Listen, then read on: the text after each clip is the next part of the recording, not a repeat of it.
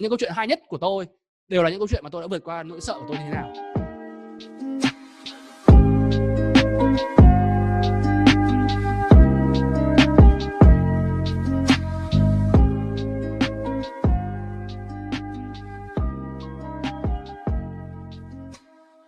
Bị khinh bỉ, những cái đấy là những cái mà nó gây tổn hại cái sự tự tôn của bản thân, thế nên chúng ta sợ.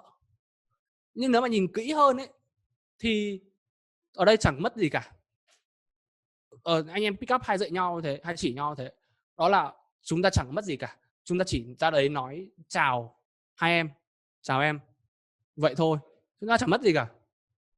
Tại sao chúng ta sợ? Ok, đây là một câu nói của lý trí, một câu nói của lý trí thôi. Lý trí có cái lời lẽ của nó, nhưng cảm xúc lại có cái lời lẽ riêng của mình. Thế nên cho dù nói đi nói lại thì sợ vẫn là sợ. Khi mà nhận diện được cái nỗi sợ đấy rồi ấy, thì mình sẽ quyết định là né tránh hay là đối mặt với nỗi sợ. Và ưu nhược của hai phương pháp này là thế nào? Ở đây tôi tin là tất cả mọi người đều đã dùng hai phương pháp này. Nhiều khi là né tránh, nhiều khi là đối mặt. Bởi vì nó đều có ưu và nhược điểm khác nhau của hai phương pháp. Nói một cách ngắn gọn về chuyện này thì né tránh thì ưu điểm của nó đó là an toàn, là thoải mái. Còn cái nhược điểm của nó là mình sẽ bị trì trệ và mình sẽ phải sống một cuộc sống buồn tẻ, cứ quanh quẩn trong cái vùng an toàn. Còn đối mặt với nỗi sợ thì ưu điểm của nó là mình sẽ cái điều kiện để mình phát triển và mình sẽ có một cái cuộc sống thú vị hơn. Chúng ta ngồi đây, chúng ta nói chuyện với nhau, tôi ở đây tôi kể chuyện cho các bạn. Những câu chuyện hay nhất của tôi đều là những câu chuyện mà tôi đã vượt qua nỗi sợ của tôi như thế nào. Những cái thời điểm mà tôi tạo ra cái câu chuyện đấy thì nó cũng không hề dễ dàng chút nào đâu. Nên nhược điểm của nó là không thoải mái và không an toàn một chút nào. Các bạn có nhớ cái post mà tôi kể về câu chuyện ở Vincom với chị Thanh không? Về chuyện mà tôi không giữ eye contact ấy.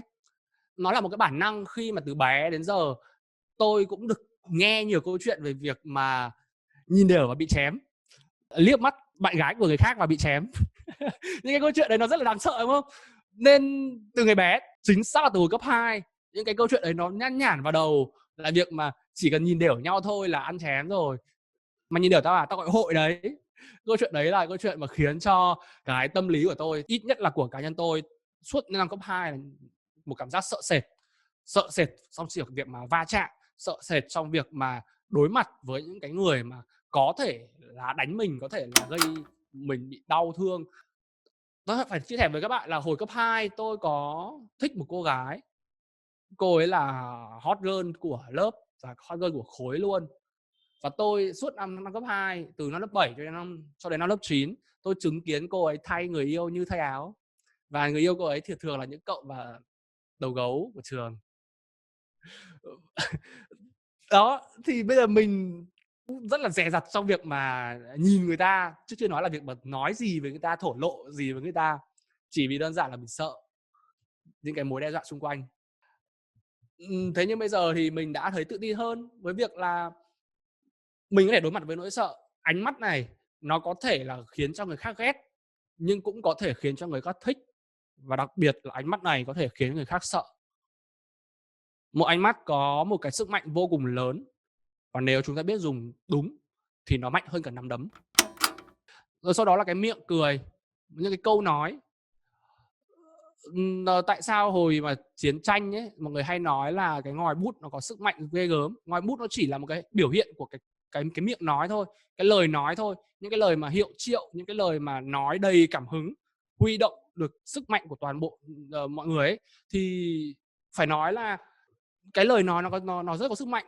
Thế nên bây giờ trong những chuyện nho nhỏ thôi, nói chuyện mà bắt chuyện làm quen với một người mới, chúng ta sợ mở miệng ra, chúng ta sợ nhìn vào mắt người ta.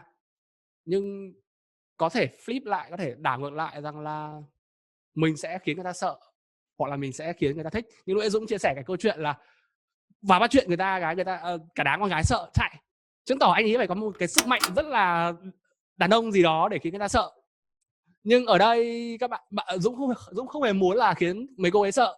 Dũng muốn mấy cô ấy thích mình thì mình phải điều chỉnh lại cái giọng nói, điều chỉnh lại cái ánh mắt sao cho người ta thích mình thay vì việc người ta sợ mình, đúng không? Nhưng tôi cũng thế, nhiều khi tôi cũng khiến cho mấy cô gái sợ hoảng người luôn.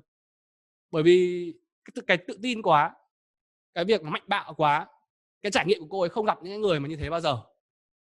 nên người ta sợ. Nhưng người ta có biết đâu rằng là để nói ra được những cái lời đấy thì trong tim mình cũng sợ vãi chưởng ra. Đấy, thì đấy là một câu chuyện vui về việc mà đối mặt và hay là né tránh. Thì cả hai đều có ưu nhược điểm và hãy tùy tình huống mà làm. RC Max có một câu kinh điển trong cái chương trình program này, đó là use our fear for the personal guide into freedom. Anh ấy cho rằng là cái con đường để dẫn tới cái sự tự do đó là lao đầu vào nỗi sợ.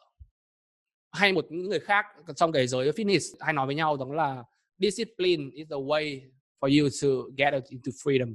Có nghĩa là kỷ luật là cái cách mà khiến cho các bạn trở nên tự do. Đây là một cái câu nói nó cũng có rất nhiều hàm ý bên trong và các bạn hãy về suy nghĩ về nó, về hai cái tự do trong cảm nhận của các bạn. Còn tôi không đào sâu ở buổi hôm nay. Nhưng về cơ bản rằng là hãy lao đầu vào nỗi sợ. Một cái cảm giác rất là hay đấy chứ.